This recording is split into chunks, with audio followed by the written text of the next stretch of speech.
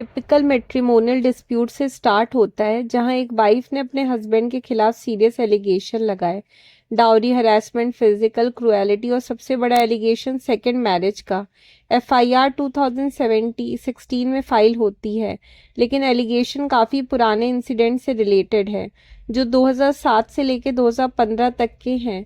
Problem ये नहीं थी कि हस्बैंड पर केस बना या नहीं, प्रॉब्लम ये थी कि पूरी फैमिली को भी इसमें घसीट लिया गया। कंप्लेनेंट ने सिर्फ हस्बैंड ही नहीं बल्कि father in law, mother in law, sister in law को भी एक्यूज बना दिया। एलिगेशन ये था कि ये सब लोग प्रेजेंट थे जब क्रुएलिटी हो रही थी, उनको सेकेंड मैरिज का नॉलेज था और उन्होंने इनडायरेक्टली इनकरेज भी किया। टिपिकल मैट्रिमोनियल एफआईआर जैसा स्ट्रक्चर, जहां एक लाइन में लिख दिया जाता है सब मिलके टॉर्चर कर रहे थे। ट्रायल कोर्ट ने केस चलने दिया और केरल हाई कोर्ट ने भी क्वाशिंग से मना कर दिया। हाई कोर्ट का व्यू था कि एलिगेशन है तो ट्रायल होने दो, एविडेंस के बेसिस पे डिसाइड होगा। यानी एक तरह से बोला गया कि अभी स्टेज प्री मैच्योर है इंटरफेरेंस के लिए। फिर मैटर पहुंचता है सुप्रीम कोर्ट के पास, जहां bench of justice Sanjay Karol और जस्टिस अगस्टिन जॉर्ज मसीह ने इस इशू को एक ब्रॉडर लीगल पर्सपेक्टिव से देखा। कोर्ट ने सबसे पहले एफआईआर और चार्जशीट को डिटेल में एग्जामिन किया और देखा कि एक्चुअल एलिगेशन किसी के अगेंस्ट स्ट्रॉन्ग है, किसके अगेंस्ट स्ट्रॉन्ग है। कोर्ट ने ऑब्जर्व किया कि हस्बैंड के अगेंस्ट तो स्पेसिफिक एलिगेशन है, असॉल्ट, डाउरी डिमांड और हरासमेंट के, सब डिटेल्ड हैं। लेकिन जब बात इन लॉज की आती है तो एलिगेशन सिर्फ जनरल नेचर के हैं, कहीं पे स्पेसिफिक डेट, स्पेसिफिक एक्ट या कोई क्लियर रोल असाइन नहीं किया गया। सिर्फ ये बोला गया कि वो प्रेजेंट थे या उनको नॉलेज थी। यहाँ सुप्रीम कोर्ट ने एक इम्पॉर्टेंट लीगल प्रिंसिपल क्लैरिफाई किया, सिर्फ नॉलेज होना किसी ऑफेंस के लिए इनफ नहीं होता। अगर किसी को बाइगैमी में फंसाना है तो ये दिखाना ज़रूरी है कि उसने एक्टिवली पार्टिसिपेट किया, फैसिलिटेट किया या इनकरेज किया। सिर्फ ये कह देना कि उसको पता था क्रिमिनल लायबिलिटी क्रिएट नहीं करता।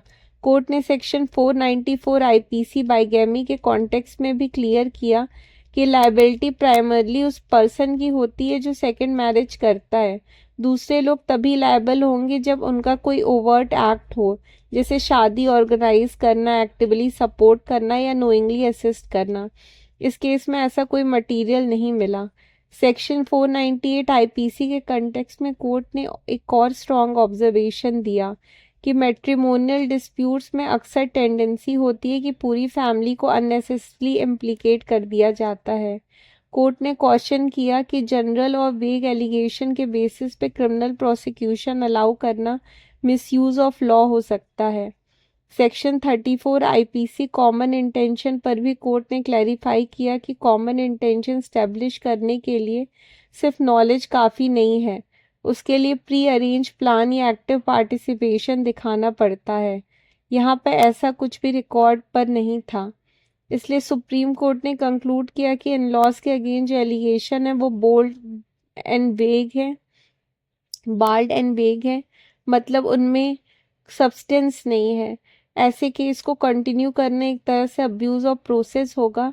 इस बेसिस पे कोर्ट ने प्रोसीडिंग को क्वाश कर दिया, लेकिन सिर्फ इन लॉज के रिस्पेक्ट में। इम्पॉर्टेंट बात यह है कि हस्बैंड के खिलाफ केस अभी भी कंटिन्यू रहेगा।